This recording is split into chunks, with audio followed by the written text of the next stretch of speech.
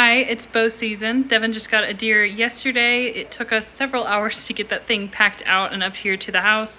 We ended up working it last night in the dark, and then we brought pieces of it in the house here last night, and then I worked it in the sink until like 2 in the morning.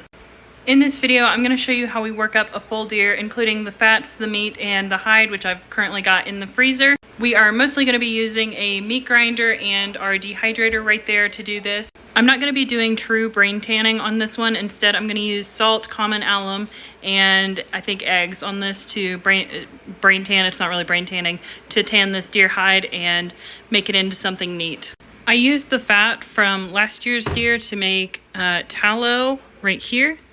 And I still have quite a bit of this left. I gave a bunch of it away and I still have quite a bit left over. So we definitely have enough lavender deer tallow to last us the rest of this year. So now I'm going to use this year's deer fat to make some soaps.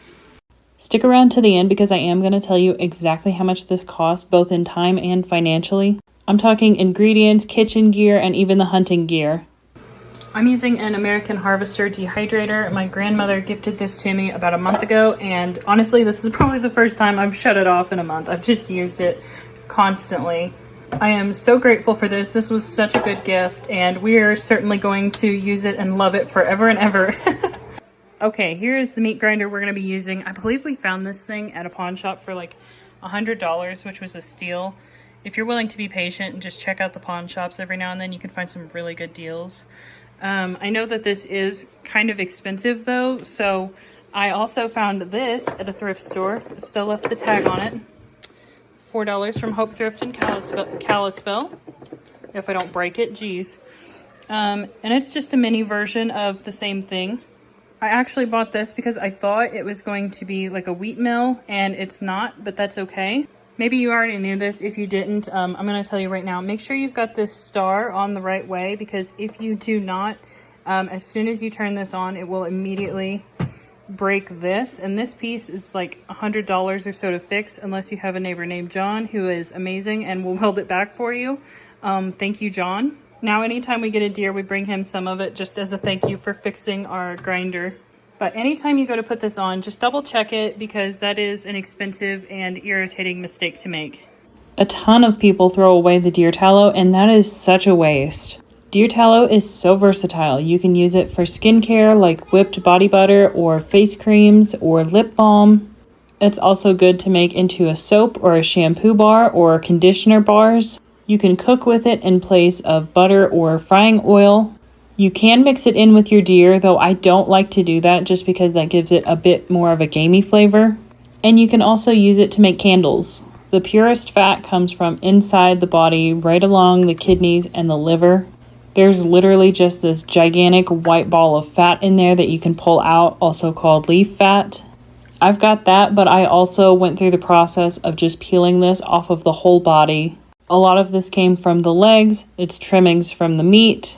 And this deer ended up having a ton of it beneath the hide. The stuff that you end up pulling from all over the body like that is going to have slightly more of an odor to it, but I really don't mind that, and it is so worth it to me to have the extra fat to work with. I'm doing what people call a dry render, which means I'm just throwing it in my crock pot on low. I'm not adding any water, and I'm not adding any salt. It is going to have, as soon as it starts melting, I just start spooning it out into a silicone mold, but you can absolutely use a bowl. You do not need some kind of a special mold like I'm using. I let it solidify either in the fridge or on the countertop. After the blocks are solid, I put them back into a clean crock pot on low heat. Once they are melted, once again, I run them through a mesh sieve, repeat the process one more time, and then on the third or fourth render, I will run it through a cheesecloth, so that way I know it is extra clean.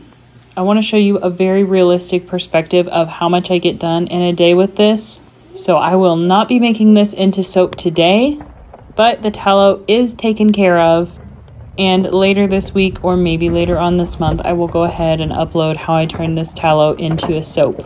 And I am uploading this on Monday, September 30th of 2024. If you're watching way past then, those videos are already up for you. We set the roast and the backstraps aside and packaged them separately. Each backstrap weighs around 6 pounds. And between the roast and the backstraps, we got around 20 pounds. This is the Backstraps or the Tenderloin if you're not an absolute redneck. I put these in separate baggies away from the rest of it so that way I don't put it in to grind it up. There's nothing wrong with grinding it up and making it into hamburger, but we just like to save it if we can. I packaged and froze the liver and the heart separately so I could enjoy those at a later date. Okay, I've got beef fat right here and our deer meat right here. Okay, now we're moving on to the fun part, which is making the venison burger. Here's a little lesson that Devin and I learned the hard way that I'm going to share with you. Freeze your meat and freeze your fat before you start this. I mean, freeze it completely solid and then let it thaw out just enough for it to be workable and for you to pull the pieces apart, but it to still be a bit frosty. Your meat grinder is a machine and it does produce heat. If you put room temperature meat in there or room temperature fat in there, it is going to sort of cook it. And instead of that delicious burger texture that you're used to that is firm, you are going to get something that is really mushy, and it's going to remind you of Taco Bell gone wrong. It's going to be really mushy and maybe kind of gritty, and it is just not pleasant. It's almost impossible to save that too. So make sure that this is nice and cold the whole time you are working it. We do buy beef fat to add into our ground venison. And the reason why we do this is to completely avoid the gaminess that is naturally occurring in deer. Yes, you can age deer meat by hanging it out in the cold weather and letting that just kind of age and get rid of that gaminess. But the problem with that here is that we don't have a garage, and therefore anything we hung outside would just be bait for bears and big cats. So instead we pay $2.13 per pound for beef fat. I know a lot of people recommend going with grass-fed, grass-finished beef fat. We actually go out of our way to make sure that we get grain-finished. We strongly prefer the taste and texture of that instead, and honestly, I think that a lot of the grass-finished kind of tastes gamey on its own, which defeats the whole purpose. I really think that grains are an essential part of your diet when used in moderation. If you want me to go on a rant about that sometime, let me know in the comments. I am happy to do so. Anyway, to get back on track, we go somewhere between 70-30 and 80-20 on our mix here. I believe 70-30 tastes best, but sometimes we get it just a little bit off and it's more like 80-20. If you want 80-20, that means that you're going to put in 4 parts of meat to every 1 part of fat. And if you want to go 70-30, that means you're going to put in about 7 parts of meat for every 3 parts of fat. The higher fat content does tend to taste better, but it's all a matter of your personal preference. You don't need to cut your meat or your fat into really small pieces before dropping them in the grinder if you are using an electric one. If you are using handheld, you probably do want to make these much smaller pieces, probably dice them into 1/2 inch or 1 inch size pieces. And make sure you are using the plastic piece to shove it down into the electric grinder. You do not want to get your hand caught in there. I love you guys. Please don't get hurt on my account, okay? For your packaging station, you're going to need a scoop, paper of some kind, a marker for labeling, tape, and a scale, which is totally optional but nice to have. Butcher paper is papery on both sides, so it will leak on you. You may want to put your meat in saran wrap and then wrap it in butcher paper. Or you can use freezer paper, which is plastic coated on one side and papery on the other, and therefore does not need any plastic added to the inside. Sometimes I forget which is which and I end up buying both, though I will say I tend to prefer the freezer paper that has the plastic coating. Devin is working today, so I am doing this process on my own right now. This is a much faster process if you can have someone to grind the meat and the fat together in station 1, have someone scooping out on station 2, and have someone wrapping it up and putting it in the freezer in station 3. It does save time to pre-cut your papers and set the tape out for yourself. Something I really love about packaging our own meat is we have complete control over how big the packages are. For instance, right now I am doing 6 scoops, which is about 1.5 pounds. That is perfect for making hamburgers for our family of 4. And as you'll see in a minute, in our freezer, we already have some packages from the last year that are much smaller. They are about 3/4 pound each. And those are perfect for things like chilies and soups and stews where the meat isn't the main staple of the meal, it's just an added helper. So you can get by with using less of it. This being completely customizable is so helpful. When you go to put it in the freezer, I do recommend that you kind of spread it out as much as possible.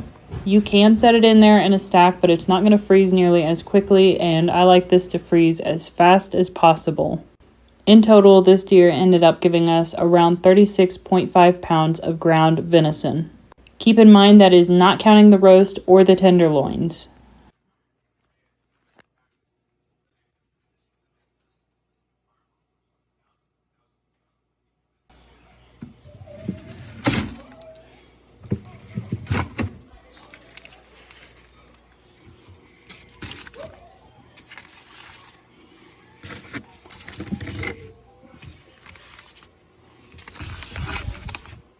Okay, it's time to start on our deer jerky. I am using Worcestershire sauce, soy sauce, A1, garlic powder, salt, and black peppercorn. I'm going to put 1 backstrap in here, which is around 3 to 6 pounds, depending on the size of your deer. Devin and I both like a bit of a thicker cut here, so if you like the really crunchy kind, maybe go thinner. If you don't have a dehydrator, that is fine. You can put your oven on the lowest setting and go that route. I'm going to let these strips marinate for about 4 hours in total. If you can keep them in the fridge for like 24 or even 48 hours, that's even better. The longer it's in the marinade, the less of a deer flavor you're going to get. So do with that info what you will. We kind of like it a shorter amount of time, but it's up to you what you like. After the marinade, it's time to put it on the trays, either in your dehydrator or in your oven. Since these are thicker cuts, I'm going to put them in there around 5-ish hours. If you're doing really thin slices, you might only need 2 or 3 hours total. My dehydrator sets meats and fish at 145 degrees Fahrenheit or 63 degrees Celsius. Oh my gosh, these are so good.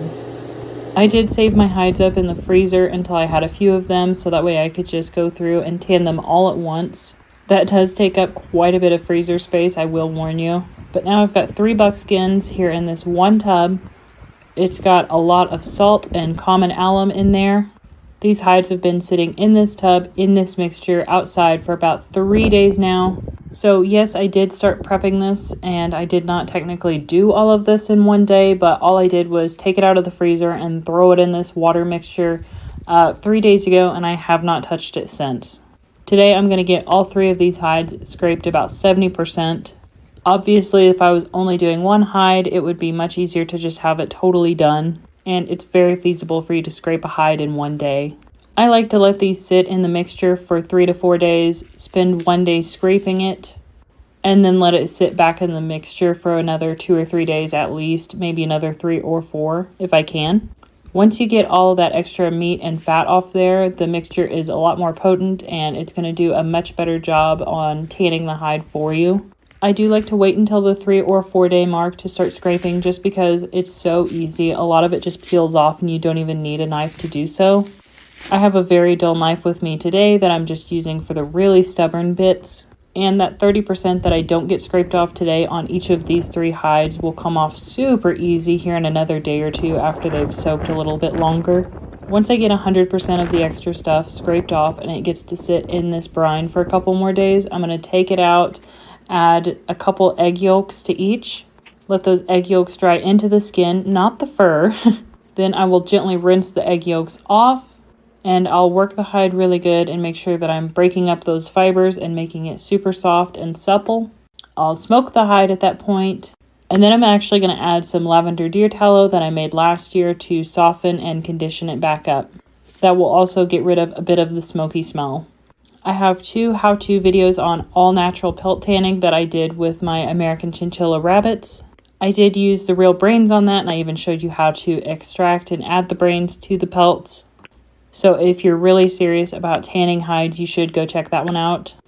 And if the process of scraping the hide is really relaxing to you, I do have a video on that too. I'm going to have all of that linked down below in the description for you. I'm not 100% sure what I'm going to do with these 3 hides, but I'm thinking right now I'm probably going to make a cape out of 2 of them. I am going to leave the hair on all 3 of the hides. And last year, and for those who are asking, my American chinchilla rabbit pelts are being saved up to make a big king-size blanket. I am going to Euromount the deer skull. It's just going to hang in our woodshed for a while. As a side note, I did finally get our billy goat Eugene turned into a Euromount. I've got him kind of a natural color. Now I just need to figure out how to actually mount the mount and then where I want to put it. I'm sure someone's going to ask how we did this, so the long story short is we tied the head up to the top of our house trailer roof. That house trailer we're not using, it's totally unlivable. Left it up there for a full year, and then in the heat of the summer this year I just dropped the head right down into a bucket of water and let it just fester and turn gross. And at the end I just cut what little bit of skin was caught around the horns off, and that was it. I brought it in the house and soaked it in peroxide for a day, and this is where we're at. It basically takes a year, a month, and a day using my method. I'm sure there's way faster ways to do it, but that was super easy and I forgot about it most of the time. Hi again, it is Editor Sarah. I completely forgot to show you guys how I take the bones and turn them into a bone broth. The reason why I didn't show that on camera is because both of my upright freezers are completely full of that, and honestly I'm swimming in bone broth, so I wasn't going to make it again. Between all of the rabbits and the goats that I've butchered this year, I'm just completely full on bone broth, and I cannot stand the thought of doing this yet again. With the deer, I have found the easiest possible way to do this is to take the legs and use an axe and cut those off. Make sure that you cut a piece of wood in half or use just wood as the base to lay your leg on, so that way when you swing your axe or your maul, a maul is better, but if you have an axe or a maul, just swing it through there and into the wood so it's not dulling your blade. The top of the leg is really easy to get off. It just pops right out of socket. You can check out other videos here on YouTube if you don't know what I'm talking about. But then for the bottom, you want to use the axe because you probably don't want a hoof in there. Don't really worry about any of the little bone shatter pieces or sharp pieces because you are going to filter those out later, so you don't worry about whatever your axe is going to do to that bone. Bring it in the house, put it in your largest stock pot possible. Blanch it, which means just put it at a boil for like 10 to 15 minutes. That's going to clean that bone up just a little bit. Pour that water out, maybe let it cool off and pour it over your garden. And then at that point, take your bones and put them in your largest roasting pan and roast them with your veggies of choice. I usually just save all of my vegetable scraps from the year into a Ziploc bag in the freezer, and I throw those in there. Usually things like garlic or onions, sometimes carrots and celery. Those are usually the best. I do not recommend using broccoli because the whole thing will taste like broccoli. But throw your bones and your veggies into the oven and roast at like 450 degrees for maybe 30 minutes. Now, whatever stock pot you use to blanch it, clean that up really good. Use soap and water, and then throw all of your bones in there. Fill it all the way up with water, leaving maybe an inch or two so that way it's not going to boil over on you. And then boil that for as long as you can. 12 hours is great, 24 hours is even better. About the last hour or so, you're going to throw your veggies back in. If you keep your veggies in there the whole time, they are going to be so soggy and they're just going to be a mess to get out of there, and they're going to make your bone broth a little bit messy looking. And sometimes it's going to impart a weird flavor. So just wait until like the last 30 minutes to an hour to put your veggies back in and you'll be good to go. Make sure you add water as needed because it will slowly evaporate as it's going, even if you do have the lid on. Make sure you strain it really well, and then you can freeze it or refrigerate it in the fridge. I'm going to say it's probably good for a week, and in the freezer, most people are going to say it's good for 6 months. I'm going to say it's good for a year. I'm not necessarily recommending that you keep it in your freezer for a year. Probably 6 months is the best point for flavor, but I am telling you that I have done that for at least a year, and it's been perfectly fine. I have stored it in mason jars, making sure I keep it below the freeze line, but definitely plastic bags is a much easier option for sure. That's all personal preference, and I hope that was helpful. Oh, and when you get done with your bone broth, your bones are going to be super, super soft. You can probably crush them in between your fingers. So at that point, you can feed them to your chickens or throw them in your compost pile or just throw them directly on the garden. They are amazing and they crush so nicely in your hands. It is super fun to do, actually. And since I did not use the bones this time, you might be curious what I did with them. I ended up throwing the bones right in my chicken coop. My chickens have been picking them clean, and then once they are super clean, I'm going to throw them into a separate compost pile. You don't necessarily want like meat and bones in with your normal compost, but it is fine to keep it off to the side and know that that is in there and then use it for your garden a couple years down the road. Or of course you could just bury it in your garden, and it's totally fine that way too. Just make sure you bury it down deep enough. It won't be bioavailable for quite a while, but that is totally fine. And I'm sure someone is going to ask about the earrings. These are from Miyakota Leather here in Trigo, Montana. They were actually a gift, and I think they are so lovely. These are These are not deer antlers actually, they are caribou. I end up wearing them at least once or twice a week, sometimes more. If you're into natural jewelry, I highly recommend her shop. And to finish off the perfect day of working a full deer, we are gonna have some deer steaks.